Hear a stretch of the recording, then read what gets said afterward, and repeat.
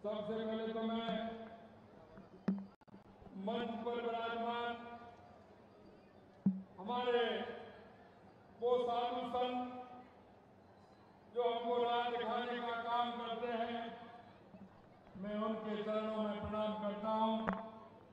महाराज श्री श्री हरिदास जी अरण्या, महाराज श्री श्री खेम जी, ओमदास जी जसवंतपुरा, महाराज जी श्री बिहारी दास जी त्रिवेणी धाम, महाराज जी मंच पर विराजमान जी पापड़ी, महाराज जी श्री बोसाधु संत धाम पापड़ी, महाराज जी श्री झुमका मंदिर बाढ़ गंगा में, महाराज जी श्री श्री शंकरनाथ जी घाटा वाले, महाराज जी श्री भैरूनाथ जी भाकरी, महाराज जी रोहतास जी, शंकरदास जी, मनीराम जी बड़ा मंदिर कोटपुतली, महाराज जी ज्ञानदास जी महाराज कटनगर, श्री प्रेमनाथ जी महाराज शुक्ल, अजुर्वेदाचार्य जी महाराज, कौशलेंद्र शरण जी, मुकेश शर्मा जी और बैठे मंच पर बैठे सभी संतों को मैं प्रणाम करता हूं, उनका अभिनंदन करता हूं। मंच पर विराजमान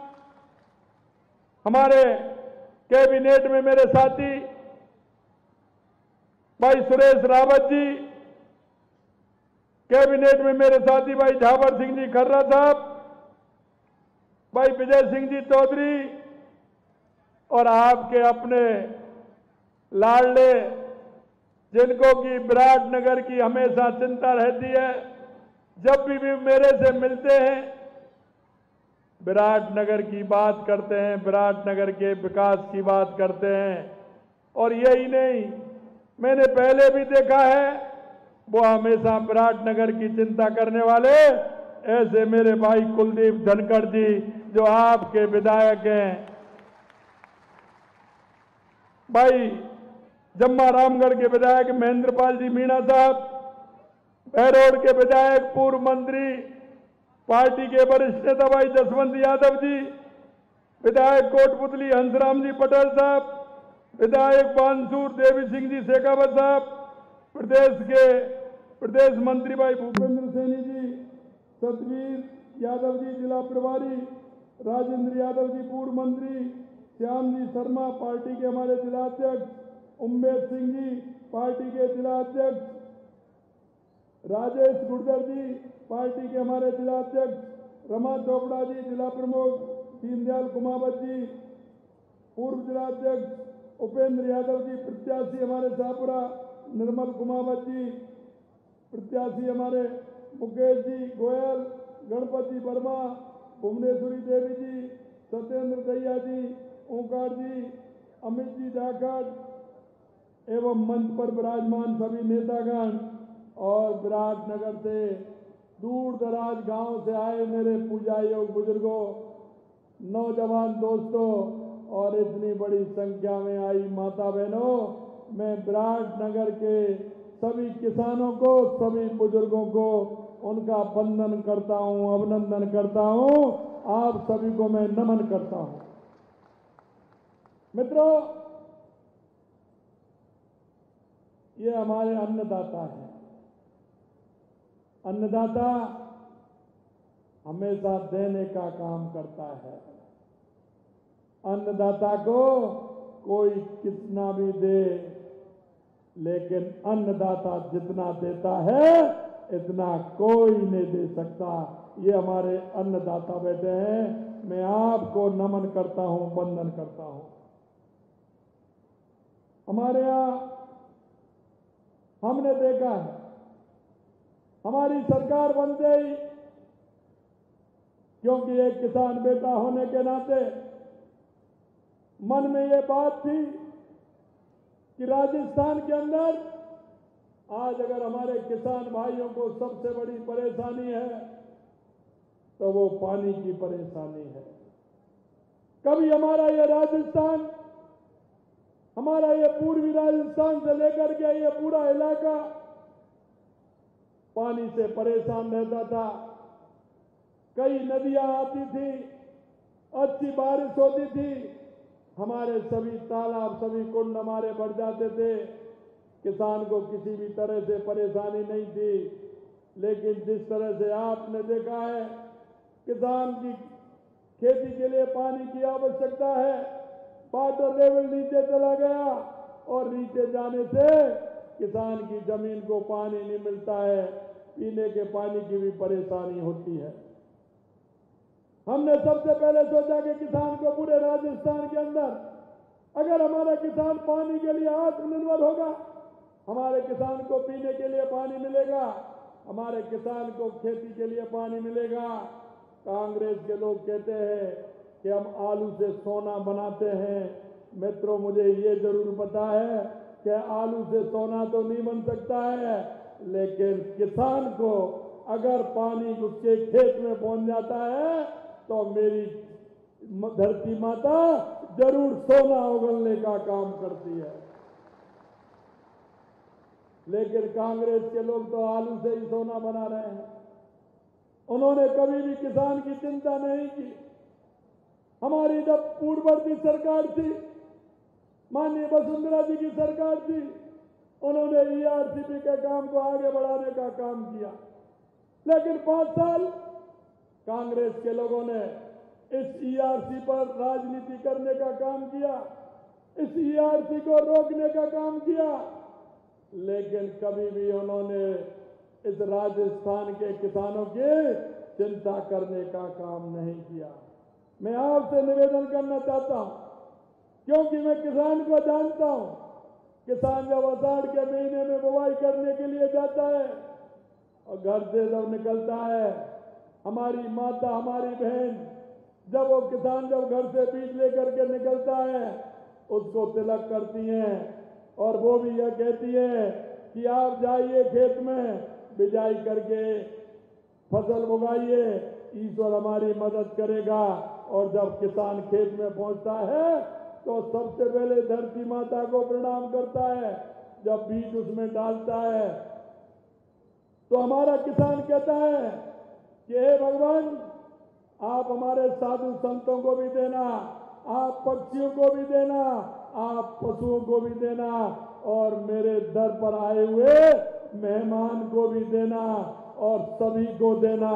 अरे ये तो वो किसान है जो खेत बोते समय सभी की चिंता करता है।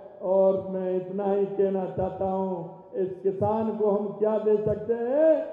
यह पूरे प्रदेश का नहीं, पूरे देश का पेट भरने का काम हमारे किसान भाई करते हैं। मित्रों, मैं कहना चाहता हूं, हमारी ये ईआरसीपी की योजना, क्योंकि मन में किसानों के प्रति ये भाव था कि मेरे किसानों को अगर पानी मिलेगा, क्योंकि मैंने देखा है पानी जब नहीं होता है, बिजली चलाते हैं, थोड़ी देर चलती है, पानी बीत जाता है। अगर पानी होता है तो नीचे गड्ढा गहरा करना पड़ता है, कितना नीचे चला गया। मन में ये बात थी कि किसान को अगर पानी मिलेगा तो हमारा किसान सरसब्ज होगा, मनचाही फसल उगाएगा। हमने ईआरसीपी को लेकर के हमारे मुख्यमंत्री जी से बात की, केंद्रीय जल शक्ति मंत्री हमारे राजस्थान के थे, उनसे बात की। हमने कहा अगर हमारा पानी का काम और बिजली का काम हो जाता है तो हमारे किसान को बहुत बड़ा फायदा हो जाता है, क्योंकि हम गांव से आते हैं। और चौधरी चरण सिंह जी कहते थे, मैं चौधरी चरण सिंह जी को मैं धन्यवाद देना चाहता हूं, उनको आज स्मरण करना चाहता हूं कि चौधरी साहब कहते थे कि जब तक किसान का बेटा ऊंचे पदों पर नहीं जाएगा, जब तक किसान की कोई सुनने वाला नहीं है। और मैं धन्यवाद देना चाहता हूं चौधरी चरण सिंह जी को कि उन्होंने हमेशा किसान की बात की। आज आप और हम ट्रैक्टर लेकर कहीं भी निकल जाते हैं, कई तरह का कोई टैक्स नहीं है। किसानों को बैंक से पैसा दिलवाने का काम, किसानों के ट्रैक्टर को फ्री करने का काम, किसान की वकालत करने का काम अगर इस देश के अंदर किया तो चौधरी चरण सिंह जी ने करने का काम किया। चौधरी चरण सिंह जी ने अगर दोबारा किसान की समस्या को समझने का काम किया तो हमारे देश के पूर्व प्रधानमंत्री अटल बिहारी वाजपेयी जी ने किया, जो किसान प्रधानमंत्री ग्राम सड़क योजना के माध्यम से किसान के हर गांव को सड़क निकालने का काम देश के यशस्वी पूर्व प्रधानमंत्री स्वर्गीय अटल बिहारी वाजपेयी जी ने किया। और किसान की चिंता भी उन्होंने की। किसान की चिंता उन्होंने की कि किसान जब सूद पर पैसे लेने के लिए जाता है, सूद पर पैसे जब लेकर के आता है तो उसको मनमानी ब्याज देनी पड़ती है। उन्होंने किसान क्रेडिट कार्ड दे करके किसान को सम्मान देने का काम किया, तो अटल बिहारी वाजपेयी जी ने किया। अगर उसके बाद किसानों की चिंता की तो देश के यशस्वी प्रधानमंत्री नरेंद्र मोदी जी ने की। 2014 के बाद देश को बदलते हुए भाई और बहनों आपने देखा होगा। देश को 2014 के बाद अगर परिवर्तन लाना देखा होगा तो देश के यशस्वी प्रधानमंत्री नरेंद्र मोदी जी ने किया है। देश के प्रधानमंत्री नरेंद्र मोदी जी ने किसान सम्मान निधि से लेकर के, किसान की फसल बीमा से लेकर के, किसान के क्रेडिट कार्ड की सीमा बढ़ाने से लेकर के देश के यशस्वी प्रधानमंत्री नरेंद्र मोदी जी ने काम किया है। और आप देख सकते हैं 2014 के बाद उन्होंने चाहे किसान हो, चाहे मजदूर हो, युवा हो, महिला हो, उस क्षेत्र में उन्होंने काम किया है। और देश में इतना बड़ा बदलाव, चाहे हमारी गरीब कल्याण की योजनाएं हो, हर गरीब कल्याण की योजनाओं को जोड़ने का काम किया है। चाहे हमारे देश की विकास की कहानी हो, देश में आज देख रहे हैं जिस तरह से विकास देश के अंदर हुआ है, चाहे वो रोडों के क्षेत्र में हो, चाहे रेलवे के क्षेत्र में हो, या चिकित्सा के क्षेत्र में हो, किसी भी क्षेत्र में हो, देश का जिस तरह से विकास हुआ है। हमारी सीमाओं की सुरक्षा, हमारा किसान का बेटा सीमाओं की सुरक्षा करता था।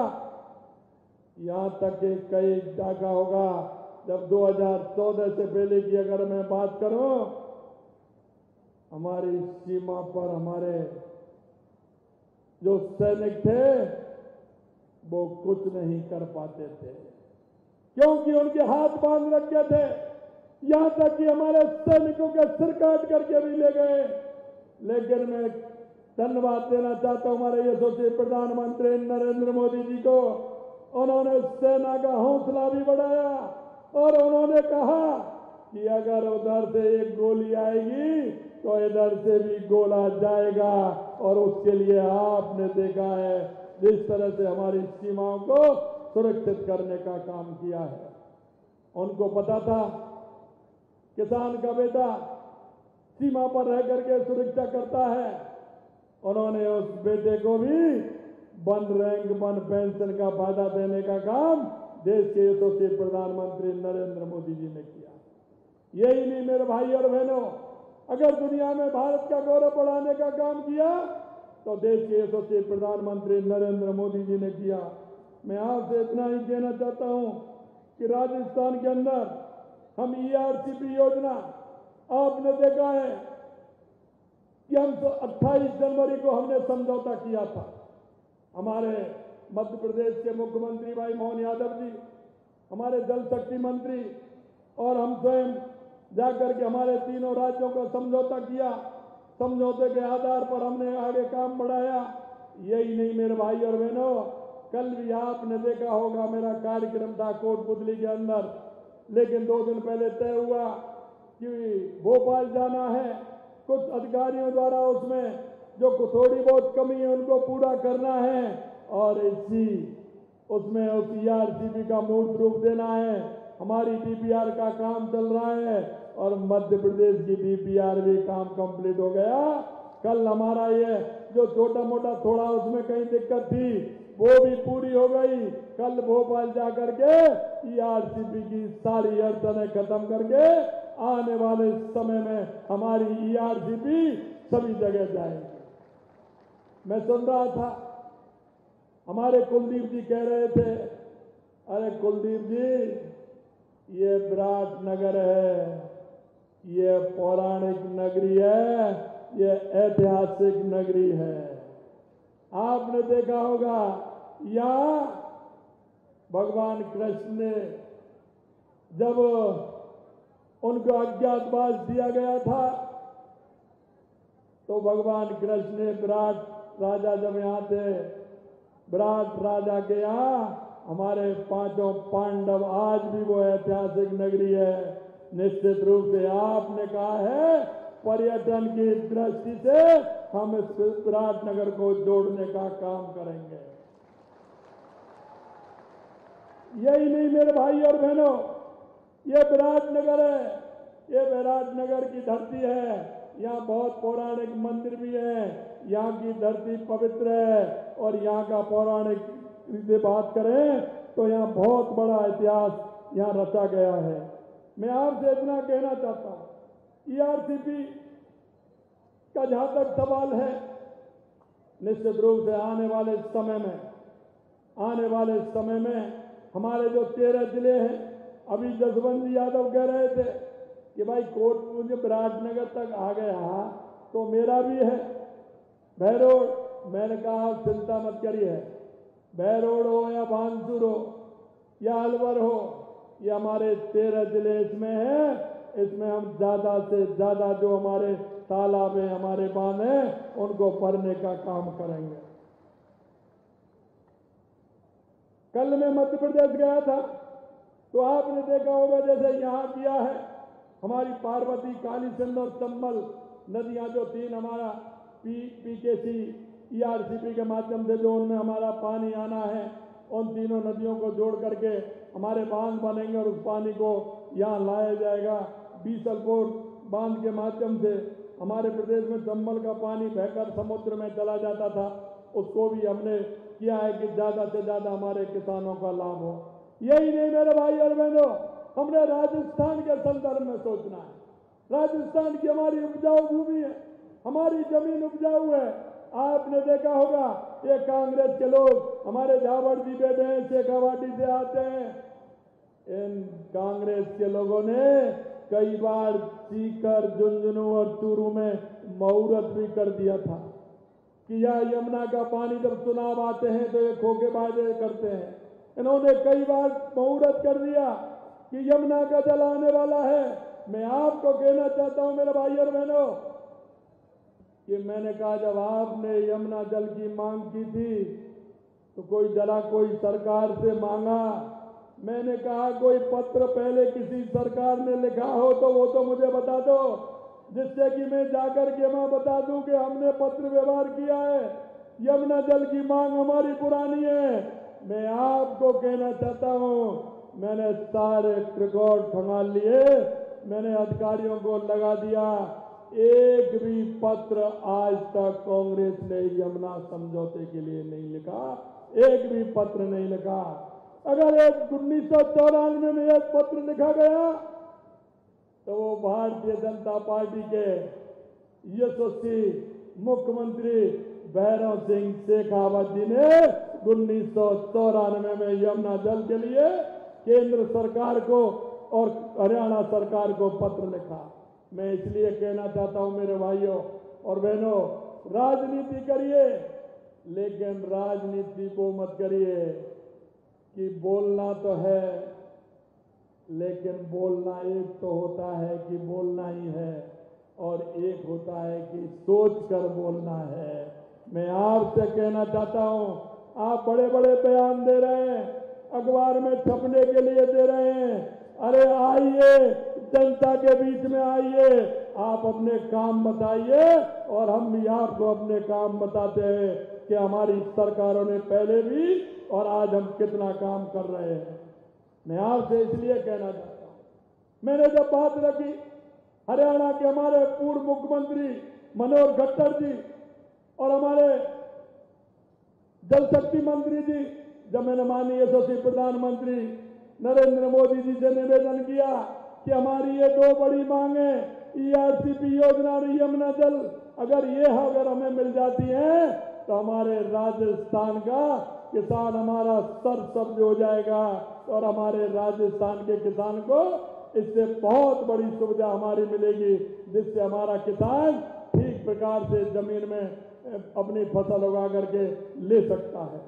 मैं तुरंत उन्होंने ईआरसीपी की योजना को और वहां कहा कि आप समझौता करिए और यमुना का पानी हमारे जो 3 जिले उनमें भी दीजिए।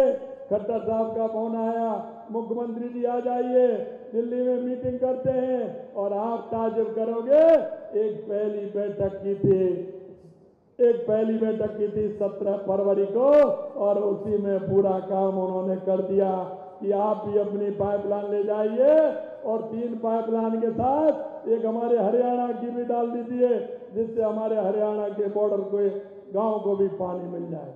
मैं आपसे कहना चाहता हूं मेरे भाई और बहनों, ये 2 काम हुए। तीसरा और मैं बताना चाहता हूं आपको, हमारी इंदिरा गांधी नहर आती है, गंगा नहर आती है, उसको हिमाचल से पोंग डैम से निकलती है, पंजाब के जरिए वो पहुंचती है। उसमें एक बार पंजाब के अंदर बाढ़ आई थी, उसमें 1400 फीट पानी आता है, लेकिन उसमें 1390 कर दिया, क्योंकि ऊपर बांध की क्षमता होती है, वो बड़ी होती है, उसमें पानी ज्यादा आता है। हमारी जानकारी में बताया कि 10 फुट कम भरता है। मैंने वहां के ऊर्जा मंत्री, हमारे पूर्व ऊर्जा मंत्री माननीय R.K. सिंह जी से निवेदन किया, उनको पत्र दिया, और अभी मैं माननीय खट्टर साहब से मिलकर आया, जो ऊर्जा मंत्री है, वो वहां का जो पोंग डैम है वो ऊर्जा मंत्री के अंडर में आता है। मैंने उनसे कहा कि साहब, इस बांध की हमारी पानी क्षमता है, इसको बढ़ाइए, आप वैसे ही तो बह करके जाता है। उन्होंने मुझे आश्वस्त किया कि नहीं, ये हरियाणा को भी पानी आता है, क्योंकि जब ईश्वर मदद करता है ना, तो कोई नहीं रोक सकता मेरे भाई और बहनों। क्योंकि पहले जो R.K. सिंह जी थे तो वो बिहार के थे, लेकिन हमारे कारण उन्होंने कहा इसमें तो हमारा पानी भी रुका हुआ है। खट्टर साहब बोले इसकी ऊंचाई बढ़ानी है, जिससे कि पानी की क्षमता पूरी हो, तो हरियाणा को भी पानी मिले, और राजस्थान को भी, हनुमानगढ़, गंगानगर, बीकानेर होते हुए नागौर, जोधपुर और जैसलमेर तक पानी पहुंचे, जिसका आगे हम बाड़मेर तक उस पानी को पहुंचा सके। ये भी काम हमने किया है। यही नहीं, हमारी पंजाब के अंदर हमारी नहर जो बनी हुई है, इंदिरा गांधी नहर, वो कच्ची है। जब पानी का प्रेशर उसमें आता है तो वो कहीं से टूट जाती है, और एक बार टूटती है तो एक टूटने के बाद 5 दिन तक बंद रहती है। 5 दिन बाद पानी आता है, वो बनती है, जब जा करके पानी आता है। हमने तो पता है ना, आपने देखा होगा, अब तो पाइप से पानी आता है, नहीं पहले डोर से पानी ले जाते कि नहीं ले जाते थे। अगर पानी वहां रह जाता था तो उसको इंजन को बंद करना पड़ता था, जब जाके उसको डालते थे फिर खेत में पानी पहुंचता था।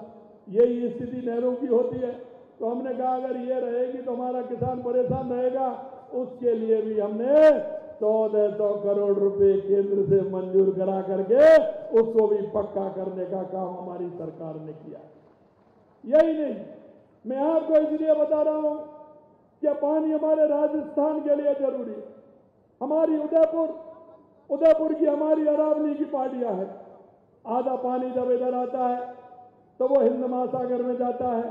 वो पानी हमारा चित्तौड़, उदयपुर से चल के चित्तौड़ और भीलवाड़ा के माध्यम से हमारे बीसलपुर डैम में आता है। लेकिन जो उधर का पानी होता है वो बह करके अरब सागर में जाता है, उस पानी का हम उपयोग नहीं ले पाते हैं। लेकिन हमने वहां भी एनी कट बना करके और उस पहाड़ी में सुरंग बना करके उधर जो अरब सागर में पानी जाता था उस पानी को भी हमने इधर लिया है, जिससे कि वो पानी हमें उदयपुर की प्यास भी बुझाए, राजसमंद की प्यास भी बुझाए, चित्तौड़ की प्यास भी बुझाए। अगर इंद्रदेव अगर मेहरबान हो तो वो पानी हमारा बीसलपुर में आए, तो वो आपके यहाँ तक भी आए। उस काम को भी करने का हमने प्रारंभ किया है और उसका भी हमने शिलान्यास किया है। मैं आपसे इतना ही कहना चाहता हूं मेरे भाई और बहनों, नर्मदा का हमारा पानी आता है, नर्मदा का पानी हमारा सांचौर और बाड़मेर तक आता है। तो हमने उसमें भी कहा है कि हमारी जो पचपदरा की हमारी रिफाइनरी है, वो पानी हमें अगर 45 किलोमीटर हमारी नहर बढ़ जाती है तो हमारी उसके लिए भी काम आएगा। उसके लिए भी हम प्रयास कर रहे हैं। यही नहीं, सुजलाम सुफलाम हमारा एक उत्तर गुजरात में जो नहर बना रखी है, वो माही डैम से पानी उसके लिए जाता है। हमने निवेदन किया है हमारे केंद्रीय जल शक्ति मंत्री जी से, क्योंकि वहां भी हमारा माही डैम से पानी जो बांसवाड़ा के अंदर है, वहां से जो पानी निकल करके जाता है वो पानी बेकार जाता है। हमने कहा साहब आपके लिए बेकार होगा, हमारा बारिश में ही हमें पानी दे दीजिए। हमारा बारिश में पानी आएगा तो हमारा वाटर लेवल बढ़ेगा, हम हमारे डैमों को भर लेंगे तो हमारा किसान उस पानी को उपयोग करेगा। हमने वो भी उनसे निवेदन किया है और मैं आपको विश्वास दिलाना चाहता हूं, देश के यशस्वी प्रधानमंत्री नरेंद्र मोदी जी के नेतृत्व में राजस्थान के अंदर जो सबसे ज्यादा जल की कमी थी उसे पूरा करने का काम हमारी सरकार करेगी। मैं अंत में इतना आप सभी से कहता हूं, माननीय मेरे भाई और बहनों, किसानों का अगर दर्द समझेंगे तो निश्चित रूप से हमारा किसान आगे बढ़ेगा।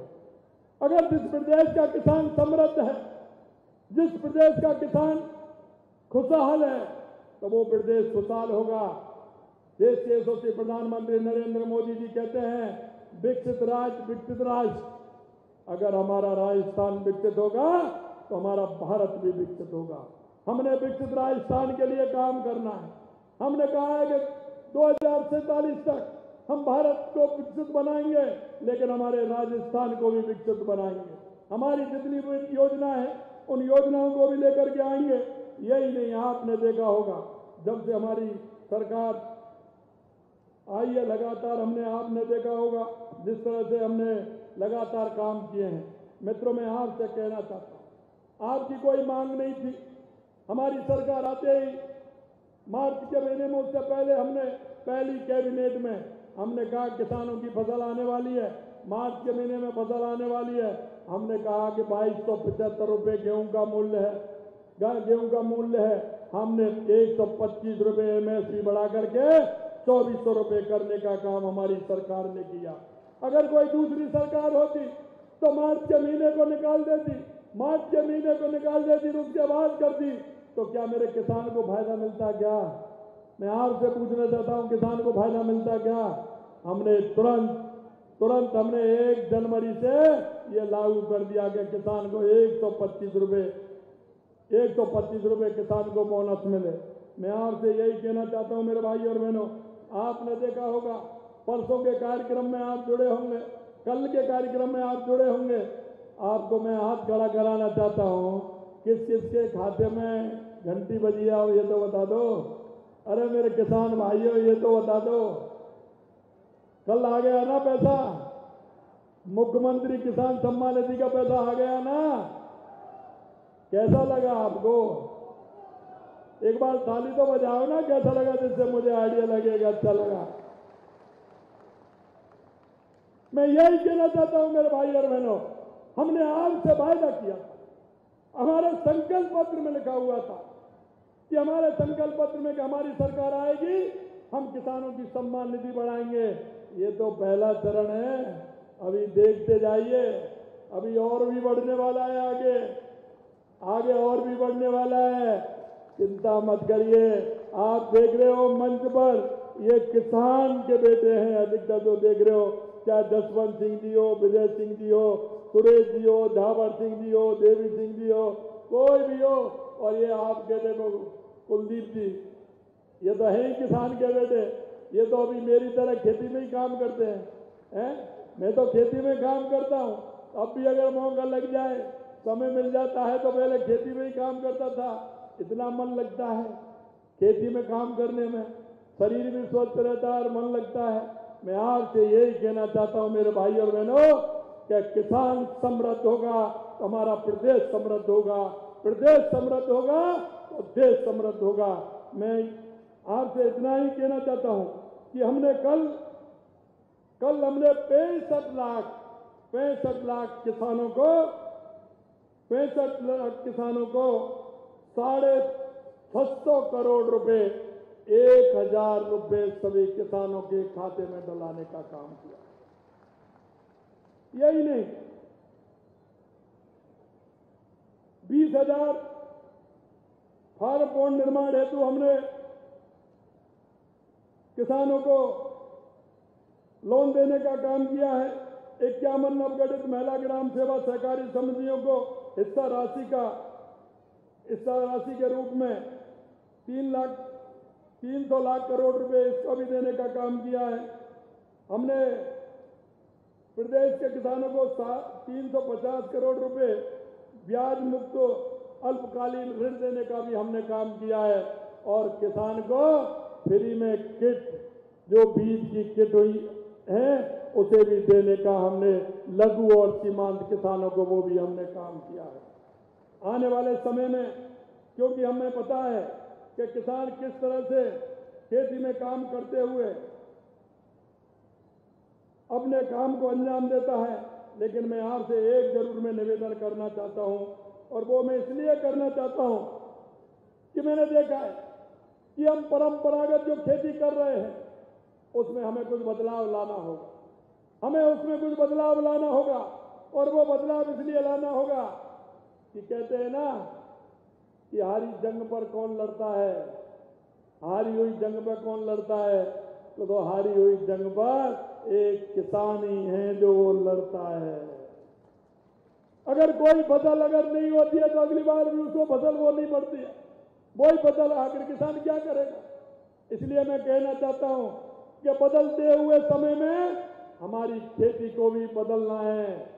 आधुनिकता के हिसाब से जिस खेती में मुनाफा की खेती हमें करनी है, मैंने देखा है, मैं आने वाले समय में कुछ किसान भाइयों को, कुछ हमारे कृषि वैज्ञानिकों को मैं एक कई जगह में भेजने वाला हूं, दुनिया के उन देशों में भेजने वाला हूं जहां कृषि बढ़िया अच्छी होती है, मुनाफा की खेती होती है, जिससे वो यहाँ करके बताएं, उसके बीज भी उपलब्ध कराएं, कम पानी में किस तरह से खेती होती है ये आपको भी करना है, जिससे मेरे किसान भाइयों को ज्यादा से ज्यादा लाभ हो।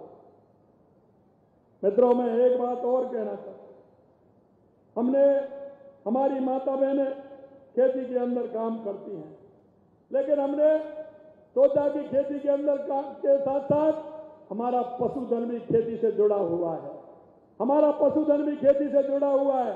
हमने कहा किसान क्रेडिट कार्ड तो मिलता है, लेकिन गोपालक कार्ड भी मिलना चाहिए।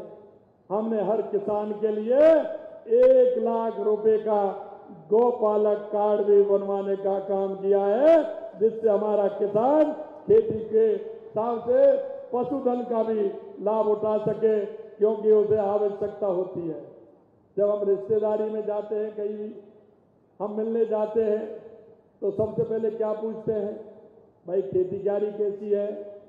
दूसरे नंबर पे क्या पूछते हैं, दूध बूध हो रहा है कि नहीं हो रहा है, पूछते हैं कि नहीं पूछते हैं, यही पूछते हैं ना। पीछे वाले किसान भाइयों से कह रहा हूं मैं, यही पूछते हैं ना। तो इसलिए हमने वो खेती से पशुधन भी जोड़ा है, और उसमें भी हमें हर किसान को 1 लाख रुपए का गोपालक कार्ड भी आपको मिलेगा, जिससे कि आप सस्ती बहुत ही कम ब्याज पर उसका भी आप लाभ उठा सकें। आवश्यकता हो, किसी के दूध नहीं हो, गाय लेनी हो, भैंस लेनी हो, तो वो खरीद करके ला सकता है। और इसको कोई नहीं जानता, इसको किसान ही जान सकता है कि अगर भैंस और गाय खरीदेगा तो 50, 60, 70 हजार से कम नहीं आएगी, बढ़िया तो 1 लाख में आएगी। तो 1 लाख रुपए का ये भी हमने देने का काम किया है। मैं इतना ही आप सभी से निवेदन करना चाहता हूं कि जिस तरह से आपने देखा होगा, ये सरकार बहकाती थी, युवाओं के सपने को तोड़ती थी, जगह निकालती थी, फॉर्म भरवा लेती थी, फॉर्म के नाम पर पैसा इकट्ठा हो जाता था, पेपर लीक हो जाता था। अरे भाई और बहनों, मैं जानता हूं हमारे वो किसानों के बेटे, हमारे वो किसानों की बेटियां किस तरह से पढ़ती थी। जब मेरा किसान भाई उसको कोचिंग कराता था, कोचिंग के लिए मकान दिलाता था, मकान दिला करके कोचिंग के लिए पैसे देते थे। मैं कहना चाहता हूं, वो मेरा किसान भाई, उसके पास पैसे भी नहीं होते, तो वो दूसरे से ला करके अपने बेटी और बेटे को पढ़ाने का काम करता है। लेकिन आपने देखा होगा 19 पेपर में से 17 पेपर इन्होंने लीक करके मेरे किसानों के बेटे और बेटियों के साथ कुठाराघात करने का काम किया है। हमने आपको संकल्प पत्र में कहा था कि जिन्होंने युवाओं के साथ धोखाधड़ी की है, युवाओं को और हमारी बेटी और बेटों के साथ जो धोखा देने का काम किया है, हम उनको बख्शने वाले नहीं हैं। और अभी आपने देखा धीरे धीरे वो गिनती सैकड़ा को भी पार कर गई है। इतने गिरफ्तार हो गए हैं कि वो 100 को पार कर गई है। आने वाले समय में कोई कितना भी बड़ा व्यक्ति हो, मैं बार बार आपसे कहता हूं, जिन्होंने किसान के बेटे और बेटियों को सपने को चकनाचूर किया, उनको खून के आंसू बहाने का काम किया, उसको हमारी सरकार किसी भी कीमत पर बख्शने वाली नहीं है। ये वायदा किया था और आज भी हम आपसे ये कहना चाहते हैं। मैं आपसे इतना ही कहना चाहता हूं कि हमने किसानों के लिए समय समय पर हमने कहा है कि हमारे किसान भाइयों के लिए पूरी तरह से उसका लाभ मिलना चाहिए। आपने देखा होगा आज कुछ हमारे आईपीसी के नियम बदले ऐसे जो वो बदले हैं कि जो 1857 से लगातार ऐसे जो केस चल रहे थे, आज देश के यशस्वी प्रधानमंत्री नरेंद्र मोदी जी और गृह मंत्री जी ने ऐसे थे कि जब अंग्रेजों का शासन था, अंग्रेजी समय के जो ऐसे नियम बने थे, आज मैं स्वागत करना चाहता हूं देश के यशस्वी प्रधानमंत्री नरेंद्र मोदी जी का और देश के गृह मंत्री अमित शाह जी का कि उन्होंने उन कानूनों को बदल के भारत के नए कानून लगाने का काम किया। मैं उनको आज मंच के माध्यम से बहुत बहुत धन्यवाद और साधुवाद देना चाहता हूं। यही नहीं मेरे भाई और बहनों, मैंने जैसा कि कहा, भाई कुलदीप जी कह रहे थे काम तो बहुत है, लेकिन मैं कहना चाहता हूं किसानों के काम बहुतों में नहीं होते हैं, किसानों का काम प्रायोरिटी पर होता है। क्योंकि किसान, मैंने जैसा कि कहा, किसान अगर सरसब्ज होगा तो हमारा प्रदेश सरसब्ज होगा। आपने कुछ मेरे से बातें कही, एक 30 किलोमीटर की रोड है, आप चिंता मत करिए कुलदीप जी, आपकी रोड का काम भी पूरा होगा। आपकी विराटनगर के पर्यटन की क्षेत्र से जो हमारी पौराणिक नगरी है उसको भी करेंगे। क्यों हम एक सर्किट बना रहे हैं, हम जयपुर को लेकर के, हम पूरा हमारा शेखावाटी से लेकर के बीकानेर से लेकर के राजस्थान में पर्यटन की बहुत आवश्यकता है। हम उन स्थानों को चिन्हित करना चाहते हैं। हम कल मैं मध्य प्रदेश गया था तो हमारा इस बात पर भी हमारा समझौता एक हुआ है, वार्ता हुई है कि जिस तरह से अयोध्या से राम वन गमन का रास्ता बना था, तो भगवान कृष्ण भी मथुरा से उज्जैन के लिए संदीपन गुरु जी के यहाँ पढ़ने गए थे। वो कृष्ण पथ मार्ग भी वहां है, उस कृष्ण पथ मार्ग को भी आगे बढ़ाने का काम हमारी दोनों सरकारें मिलकर के करेंगे।